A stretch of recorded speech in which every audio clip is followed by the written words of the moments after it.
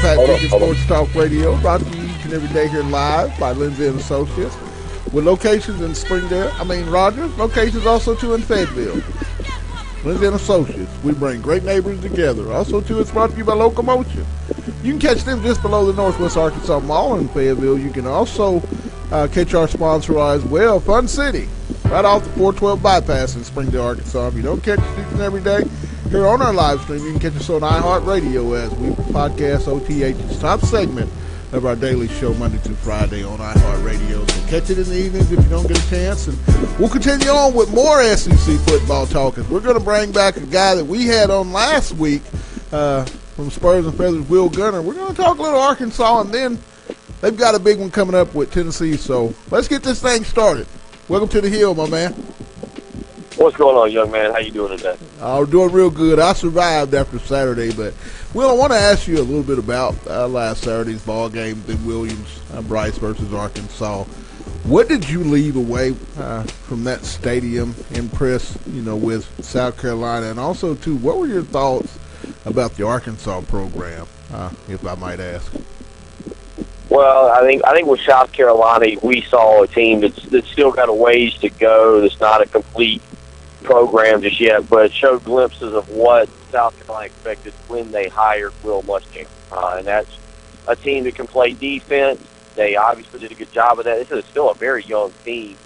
And, look, things clicked for them on Saturday. I did think that the matchup, how Arkansas wants to play football and how South Carolina's been playing defense, was a good fit for South Carolina.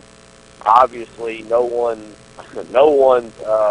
anticipates 3 turnovers being returned for touchdowns, so that makes a big difference. But I thought that the way Arkansas wanted to play would fit well against South Carolina's defense in terms of South Carolina's defense getting stops, and that's kind of what happened.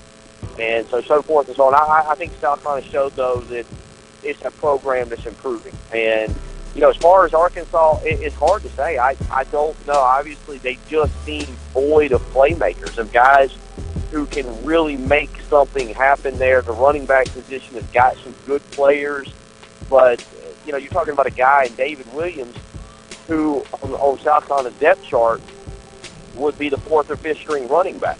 And that's why he transferred. That's exactly why he transferred. And so, it's hard to see South Carolina or to see Arkansas utilizing him in the way they have to. I noticed you guys lost Raleigh Williams there at the beginning of the year or back during summer, but certainly that was something that was a little surprising to me. When you head into this ball game up in Rocky Top versus Tennessee, Butch Jones is coming into this game with a lot of pressure.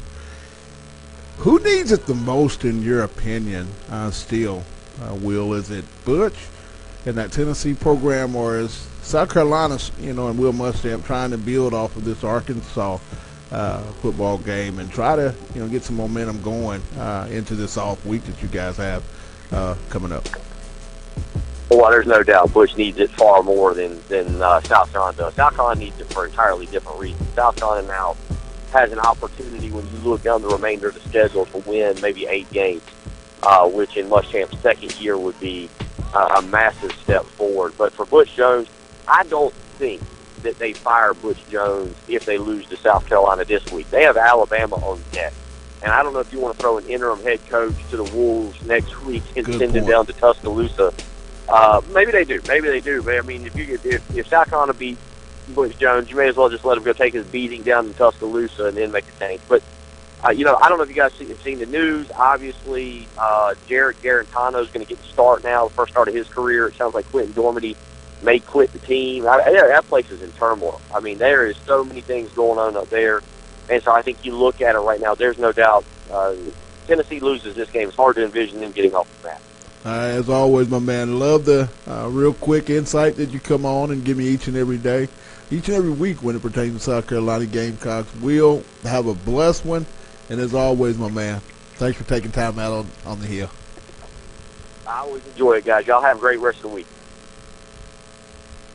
That was Will Gunter of the Spurs&Feathers giving us our South Carolina take of the SEC football conference. For those fans and viewers that are part of the Gamecock Nation, we just want to make sure you guys get updated as well. And that's going to wrap up today's On the Hill with Pat Jenkins Sports Talk Show. I want to give a thank you to Courtney Asher-Smith of Rebel Walk. He came on and talked to us a little bit about what's going on at Ole Miss. A lot of, questions need to be answered down in Oxford as well. I want to give a thank you to Will Gunter of Spurs&Feathers. He came on and recapped a little bit about their big victory versus the Arkansas Razorbacks and, what to look forward to once they head to Knoxville to take on the Tennessee Volunteers.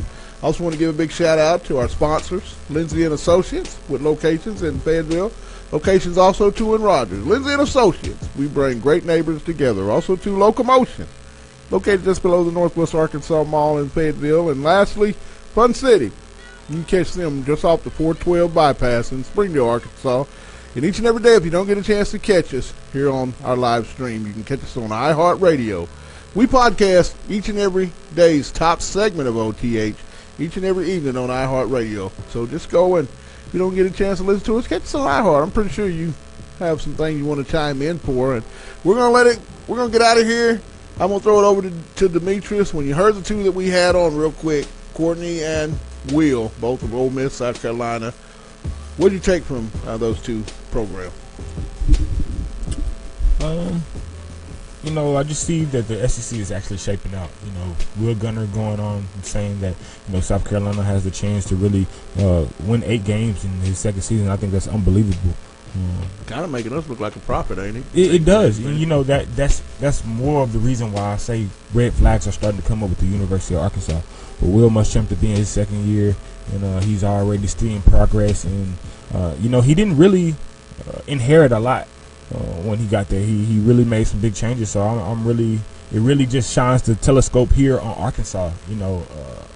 What's really going on, and I think that's really the most that I take from this. Him and Butch Jones are really in kind of a similar seat, because you see a lot of players leaving Tennessee. What was it, the running back that transferred last year? Yes. So it just raises the question, like, what are these top tier programs doing? Not even that they have to be number one, but that these prestigious SEC schools they just don't have the history that they once had. So it's just interesting to see.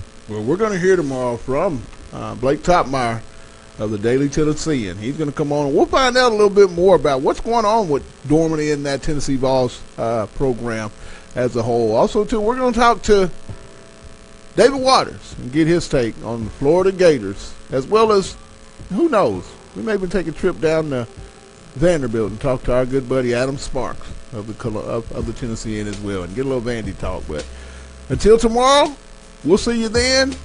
It's On the Hill with Pat Jenkins. You guys have a blessed one.